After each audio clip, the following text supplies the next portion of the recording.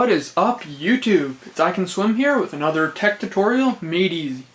In today's video, we're going to be talking about the Xbox One and why, when you're gaming, it can just randomly turn off, almost like it has a mind of its own.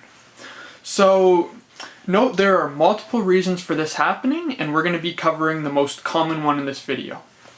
So, the first thing we're going to do is go to Settings.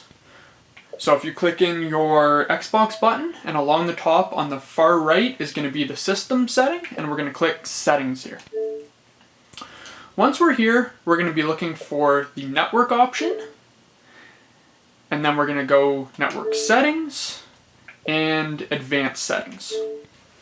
So once we're here, we're going to be either taking a picture or writing down or just remembering your IPv4 address that we are going to then use to tweak some router settings and get you back up in gaming. So I'm going to go ahead, grab the number, and cut away to the computer, and I will see you guys in a minute. So once you have your IP address, so that's the number we took from the console, that actually represents your console in number form.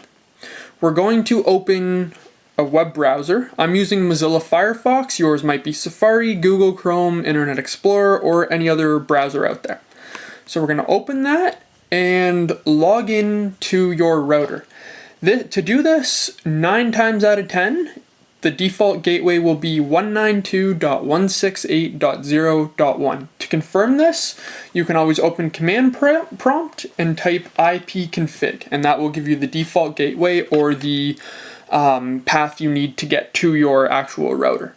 So once you've gotten to your router and logged in, we're going to go over to the firewall tab, and you can usually find these along the top. This should be a similar screen. I'm using Eris. Linksys should also have a similar interface. So once you're in the firewall settings, you're going to be looking for virtual servers / port forwarding. Mine's cut off because it's a little small, but it'll be one of those two options on Linksys or whatever other router you're using. That's always the way it will display. So we're going to click it, and it should bring up a list of the port forwarding that has already been done, but yours should be empty unless you've done it for another console or you've already done something similar to this video. So what we're going to do next is at the bottom there should be an add button, and it'll bring up something similar to this dialog box. So what we're going to do is then go to the Xbox One network ports. This will all be linked.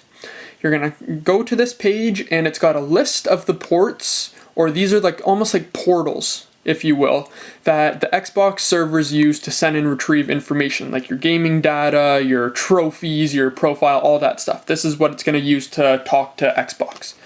So you'll see this list of ports, and all we're going to do is input each one of these into a virtual server or / port forwarding box. Each one will need its own, and this will allow Xbox to talk to your console more flawlessly, giving you a better gaming experience and reducing the random Xbox turnoffs, hopefully eliminating, but there are other issues, as I said. This is just one of the fixes. So we're just going to do one for example here, and then the concept doesn't change. So I'm going to do port 80 on UDP. So we're going to grab that port.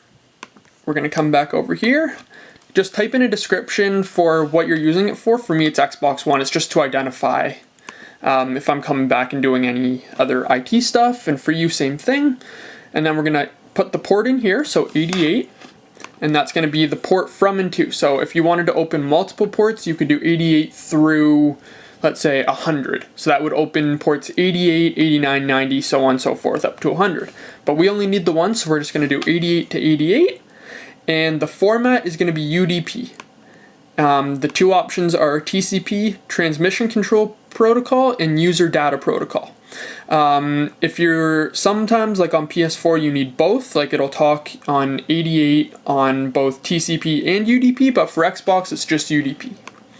So we're going to select UDP and then enter in the IP address of our console, which you should have gotten in the previous section. So mine's 192.168.0.blank. And here the local port again is going to be the port we entered above, just so when it's within your network it knows where what port is going to be sent to that IP address. Now we're just going to click add virtual server. Your router will update and it will then open the path to your Xbox and you will be all set. And that's all there is to it. I hope this helped you. If it did, don't forget to drop a like, comment, and subscribe for more great videos to come, and I will see you guys on the next one.